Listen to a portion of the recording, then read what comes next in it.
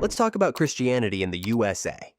If you're not from here, you probably think it's all mega churches, political rallies, and maybe a few Amish people. And you wouldn't be entirely wrong. But trying to explain American Christianity is like trying to explain the entire internet in 4 minutes. It's a beautiful, chaotic, and frankly, messy situation. So, how did we get here? It starts with the Puritans. These guys were the original religious refugees, but they weren't exactly looking for religious freedom for everyone. They were looking for religious freedom for themselves to be super strict. They were the original no fun allowed crowd. They set the tone. Christianity and American identity were linked from the jump. Then came the Great Awakenings. Think of these as the spiritual Coachella. Massive outdoor revivals where preachers like Jonathan Edwards would yell about hellfire until people were literally fainting. This was the birth of American evangelicalism.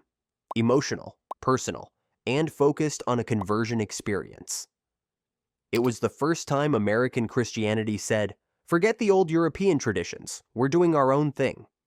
This is where the whole personal relationship with Jesus vibe really took off. Fast forward a bit, and you have the 3 main flavors of American Christianity: the mainline, the Catholics, and the evangelicals. The mainline are the old school denominations: Methodists, Presbyterians, Episcopalians. They're generally more liberal, more focused on social justice, and their numbers are shrinking. They're the reliable, slightly dusty sedan of American faith. The Catholics, on the other hand, are the largest single denomination, mostly thanks to immigration. They're the steady European import that's always been here, but they're constantly navigating American culture wars. Then there are evangelicals. This is the big one. They're the spiritual entrepreneurs. They focus on 4 things.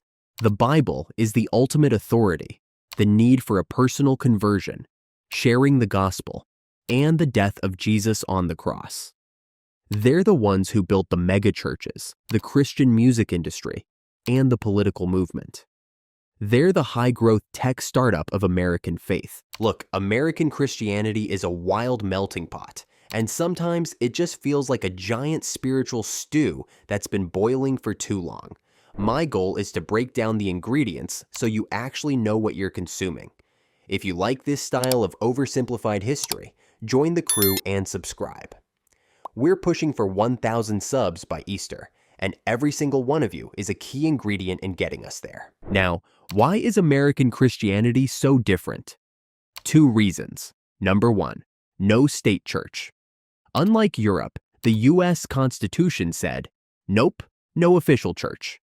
This was a game changer. It forced churches to compete for members. Competition breeds innovation, which is why you get things like the megachurch, a business model designed to attract and retain customers, or members. It's the free market applied to faith. And the second biggest reason is the culture war. In the 20th century, evangelicals became deeply intertwined with politics, largely in response to cultural shifts. This is why, for many people, Christianity in America is synonymous with a political stance. It's not just a faith, it's a voting bloc, a lifestyle brand, and a cultural identity all rolled into one. So the next time you see a headline about American Christianity, remember it's not one thing. It's a wild, competitive, and constantly evolving landscape shaped by a few hundred years of spiritual awakenings, immigration, and a whole lot of American entrepreneurial spirit.